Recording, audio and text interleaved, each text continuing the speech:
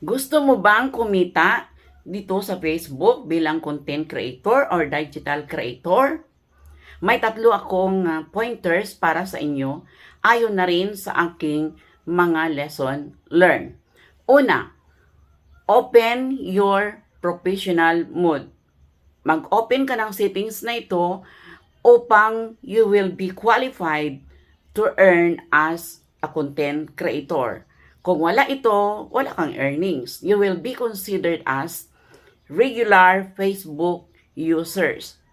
Kaya mahalagang ikaw ay naka-turn on at naka-fill out ng mga registration form, mga details, lalo na tungkol sa payout sa professional mode.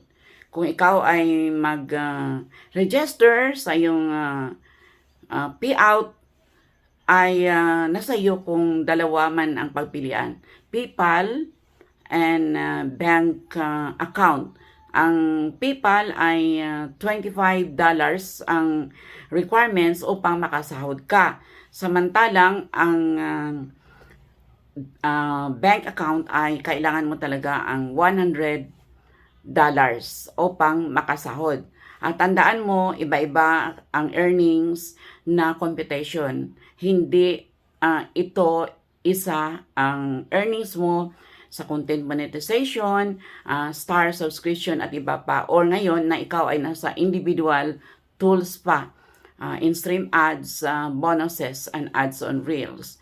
There is a separate computation for that. Huwag mong gawing isa.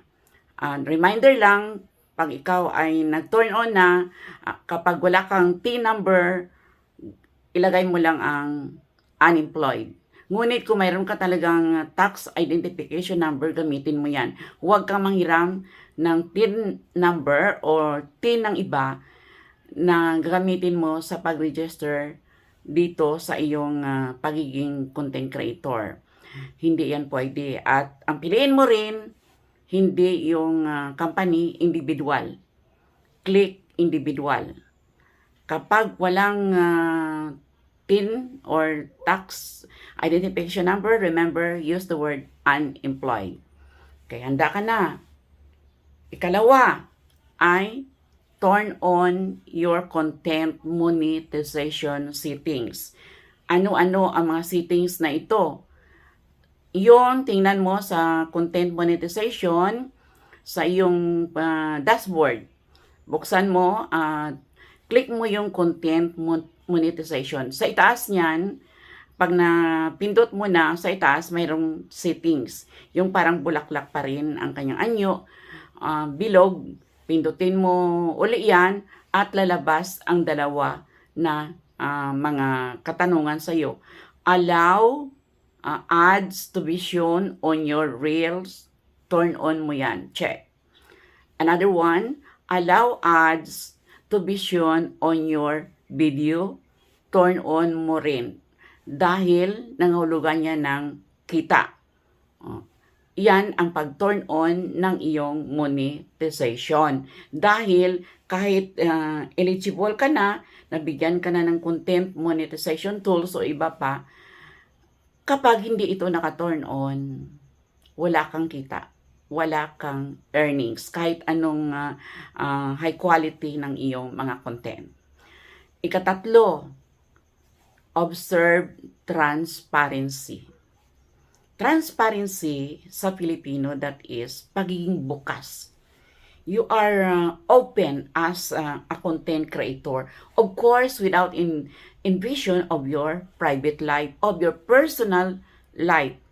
Magiging bukas ka sa iyong viewers, followers, lalo na sa iyong mga solid supporters, who you are, what are your interests, what are your affiliations, anong mga grupo ka nagbibilang, something that is related to you as a content creator. In other words, ipakita mo sa kanila ang ikaw ay mayroong authenticity, makakatuhanan na ikaw yun, na hindi ikaw robot na kanilang friends sa Facebook o pinafollow dito. Kaya Mahalagang malaman itong tatlo, hindi lamang sa bago pa nagsisimula na maging content creator, ganun din sa mga matagal na as a content creator. Dahil kung wala ka niyan, ay maaaring hindi ka magkaroon ng earnings. Dahil from time to time, kailangan mo i-check yung earnings, kasali na yung mga lahat yan. Kung meron ka ng storefront, subscription, your stars, monetization, at yung content monetization na isa na ngayon. Isa na ngayong August 31. That includes our picture posts, our reels, long form, short form video, ganun din ang picture posts at stories. Kasali na dyan, isa na lang yan. Kaya itong tatlo na na-share ko, paki-check, monitor, kung yan ba ay nagawa mo na ang tatlo.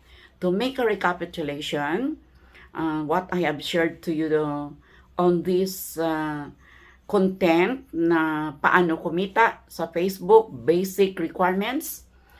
Una ay turn on your settings to professional mode. Pangalawa, turn on your monetization tools. Ikatatlo, observe transparency. Kung mayroon kayong natutunan, nakuha na karanasan mula sa aking karanasan, ay paki-likes, comments, shares naman sa iba. Dahil ang karanasan ko ay maging karanasan mo na rin. At kung mayroon kang nagustuhan, na ikaw ay nag-enjoy, may content is really interesting, entertaining, informational, o anumang kalagan para sa iyo, may kabuluhan, paki-send naman ng stars sa akin as a recognition. I am your teacher vlogger, Teacher Bing, Erlinda Bing, Basilio Rindon.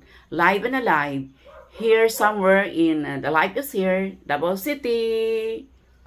Mabuhay, magandang buhay, mabuting tao. Mabuhay, mabuting tao, magandang buhay. Long live good person, good life. Long live good life, good person, you. Thank you for watching. Until my next vlog. Mabuhay!